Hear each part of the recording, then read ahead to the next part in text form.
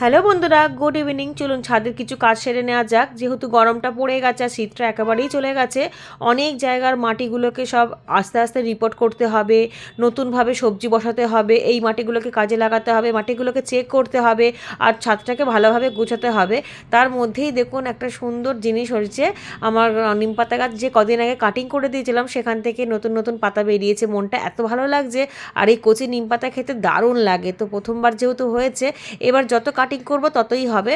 তার আগে দেখুন এখানে একটা সিম গাছ আছে, সিম গাছটা গ্রোথ তার ভালো হচ্ছিল না বলে এই গাছটা তুলে নিলাম। সাথে কিছু বীজও কালেকশন করে রেখে দিলাম নিজের ছাদে। তবে সিম গাছ আমি অনেক জায়গাতেই করেছি, আর যেই সব মাটিগুলো থেকে আমি কপি তুলে নিয়েছি গ্রো ব্যাগের, সেইগুলোকে সব এক জায়গায় করব। এইখানে আর একটা সিম গাছের গ্রো ব্যাগ আছে, সেখান থেকেও আমি খানিকটা বীজ পাবো। এখানে দু রকমের সিম গাছের বীজ পেলাম। একটা হচ্ছে হাইব্রিডের, যেটা ছোট ছোট হয়, আর একটা দেশি। দেখুন বীজগুলো একদম পেকে গেছিলো।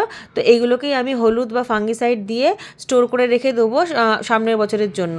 তো ফাঙ্গিসাইড দিয়ে রাখলে কোনো রকম বীজ অসুবিধা হবে না, মানে বীজগুলো নষ্ট হবে না। আর এই বরবটি গাছের বরবটিগুলো বেশ বড় হয়েছে, তবে সবগুলো হয়নি, কয়েকটা আবার কচিও আছে, সেগুলো আবার অন্য দিনকে ব্যবস্থা করব। এদিকে এই গ্রো ব্যাগটার মধ্যেই ছিল সিম গাছ, আর সিম গাছের পাশ থেকেই পালং শাক বেরিয়েছে অনেকগুলো। দেখুন নিম পাতা তুলে নিয়েছি, তো একদিনে শুক্তো করা হয়ে যাবে। আর নিম বেগুনও করতে পারি, কোনো ঠিক নেই, তবে ভাবছি শুক্তোই করব, নিম বেগুন নয় আর একদিন করবো। যে জায়গাগুলো দিয়ে কাটলাম সেখান থেকে যখন নতুন পাতা বেরাবে তখন আবার করব। আর এদিকে গ্রো ব্যাগের মাটিগুলোকে সব কিছু আমি উল্টে পাল্টে দেখে নিচ্ছি, কারণ এই মাটিতেই তো আবারও আমি সবজি চাষ করি বা ফুল গাছ লাগাই বা যেই ফল গাছই বা দিই। একবার দেখে নিই যে মাটিটার মধ্যে কোনো ফাঙ্গাস লাগা নেই তো, কারণ ফাঙ্গাস লাগানো মাটিতে যদি আমরা গাছ করি তো সেখানে গাছটার ফাঙ্গাস লেগে যাবে, সেই গাছটা তো ভালো হবেই না, ফুল ফল তো আসবেই না। সেই জন্য আমি একবার চেক করে নিলাম, আবার গ্রো ব্যাগের ভরে নিচ্ছি। তবে গ্রো ব্যাগের নিচে অনেকটাই শুকনো পাতা, কাঁচা পাতা, ওই বাঁধাকপির যে অংশগুলোকে আমরা ফেলে ফেলে দিয়েছিলাম, মানে শুধু পাতাগুলো, পাপড়িগুলো, কপি গাছের পাতাগুলো সব সেগুলো নিচে দিয়ে দিলাম, নিচে ডিকম্পোস্ট হয়ে যাবে। তবে একদম নিচে না, একদম নিচে শুকনো পাতাই দিয়েছি বা কাঠের গুঁড়ো দিয়েছি, মাঝখানে দিয়েছি যাতে রসটা নিচ দিয়ে বেরিয়ে না যায়। আর ছাদটাকে দেখুন খুব সুন্দর করে গোছানোর চেষ্টা করছি, অল্প জায়গা তো, যাতে এবার শীতের যে বাকি গাছগুলো আছে সেগুলো একটু ছায়া ছায়া জায়গায় রেখেছি, কারণ অত্যাধিক রোদ আর এত রোদে কিন্তু শীতের গাছ বাড়তে চায় না, যে কটা দিন থাকবে সেটাই ভালো। আর গরমের গাছগুলো একদম ফ্রন্টে রাখছি, যাতে রোদের তাপটা আসে, গরমের গাছ গরমে ভালো হয়।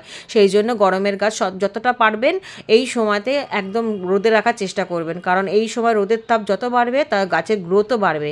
আর এখনই এত গরম যে গলা শুকিয়ে যাচ্ছে বারবার। খানিকটা জলও নিয়ে এনেছি, এবার দেবো গাছে জল। গাছকে জল দেওয়ার সাথে সাথে গাছকে স্নান করানোও শুরু করে দিতে হবে। এখন থেকে যদি গাছকে স্নান করানো শুরু করে না দিই, তাহলে গাছে কীটনাশকের ব্যবহার করতে হবে, আর আমি অতটা গাছে কীটনাশক ব্যবহার করি না। আমি এইরকম জল দিয়ে দিয়ে, জলে স্নান করিয়ে, জল স্প্রে করে করেই পোকামাকড় তাড়াই। আর গরমে তো প্রচুর পরিমাণে পোকামাকড়ে অ্যাটাক হয়, আর কীটনাশক স্প্রে করতেই হবে। তবে এখন করব না, করব কিছুদিন যাক, যখন খুব দেখবো একদমই জলে যাচ্ছে না, তখন ওই নিম অয়েল বা কাকা কীটনাশক এইসব দেবো, জৈব। আর এদিকেও এই রেলিংয়ের ধারে লাউটা কিন্তু দিব্যি বাড়ছে। লাউ কিন্তু এবারে আমার প্রচুর হচ্ছে, সেই যে বর্ষা থেকে শুরু হয়েছে, সারা বর্ষাতেও পেয়েছি, শীতকাল জুড়েও পেয়েছি, আর এখন দেখুন গরমের শুরুতেও কিন্তু আমার এখনও স্ত্রী ফুল আসছে, এবং লাউও হচ্ছে, 2-3 জায়গাতে লাউ তোলার মতনও হয়ে গেছে।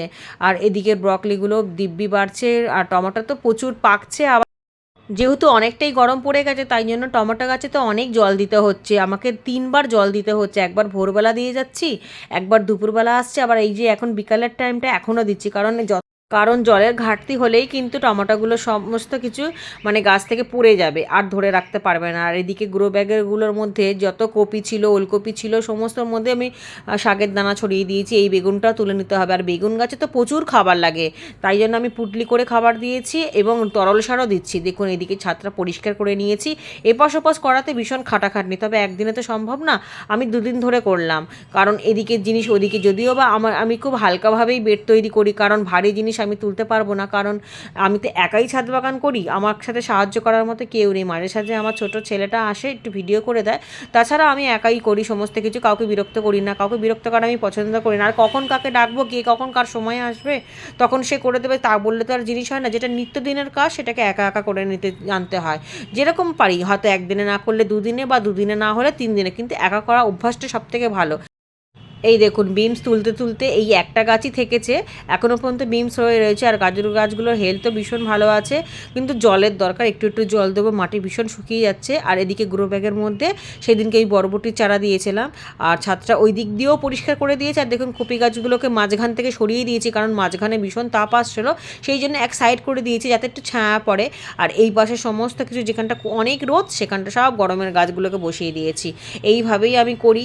এই সিজন যখন চেঞ্জ হয় তখনই খাটাখাটিটা একটু বেশি হয়ে যায়, তা না ছাড়া কিন্তু অতটা খাটনি লাগে না। আর এই পাশেও সমস্ত গাছ টাছগুলো যেগুলো বেগুন গাছগুলো ছিল সেগুলোতে এখন অতটা রোদের দরকার নেই বলে আমি এগুলো পূর্বমুখী করে দিয়েছি, এগুলো সব দক্ষিণমুখী ছিল। আর এদিকে সব কর্নারে কর্নারে ফুল গাছগুলোকে এক সাইডে দিয়ে দিয়েছি, কারণ কি এগুলো সব গরমের ফুল গাছ, আর কোনো অসুবিধা নেই। শীতের ফুল গাছ আছে দুই একটা, সেগুলো অন্য কলা গাছের পেছনে পেছনে রেখেছি, এইগুলো তো গরমেরই গাছ, তাই জন্য কোনো অসুবিধা হবে না। আর এই বস্তাটার মধ্যে দেখুন ঝিঙের চারা আগেই একদিন উঠেছিল, আর আজকেও একটা চারা উঠছে। আর এদিকে ধুদুলে চারাগুলো দিব্যি বাড়ছে, কোনো অসুবিধা নেই। কারণ কি আমি সবসময় খাবারটা খুবই কম দিই, খাবার যত কম দেবেন মাটির থেকে যে খাবারটা পাওয়া যাবে তাতেই কিন্তু গাছ ভালো হয়। এটা ভুল ধারণা যে খাবার না দিলে গাছ ভালো হয় না। জলের মধ্যেও অনেক খাবার থাকে এবং মাটির মধ্যেও কিন্তু অনেক খাবার থাকে। শুধু অতিরিক্ত খাবার দিয়ে গাছকে বড় করে ফল না ধরলে তখন মনটাও খারাপ হয়ে যায়, শুধু গাছ দিয়ে জঙ্গল হয়ে যায়। খাবার কম দেবেন, কীটনাশক কম দেবেন, জল পরিমাণ মতো দেবেন। কোন গাছে যদি অতিরিক্ত জল দিয়ে দেন তখন কিন্তু গাছের গোড়া পচে যাবে, প্রয়োজন অনুসারে জল দিতে হয়।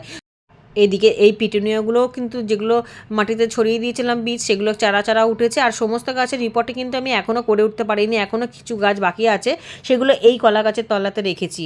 আর এপাশে চেরি টমেটো গাছে অনেক টমেটো ধরতে শুরু হয়ে গেছে, যদিও বা এই গাছগুলো অনেক দেরিতে বসিয়েছি।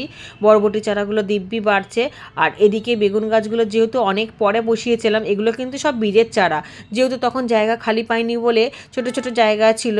আর বড় জায়গা দিতে গেলেও তো বড় জায়গা তখন গরমের গাছ ছিল বলে এই খালি হয়নি। যখন গরমের গাছ একেবারে খালি হয়ে গেছিলো তখন অনেক লাস্টে এই বেগুন গাছগুলোকে দিয়েছিলাম। এখন সেগুলোতে ফল আসছে, এই প্রথমবার ফল, কিন্তু প্রতিটা ডালে ডালে দুটো তিনটে করে ফল এসেছে।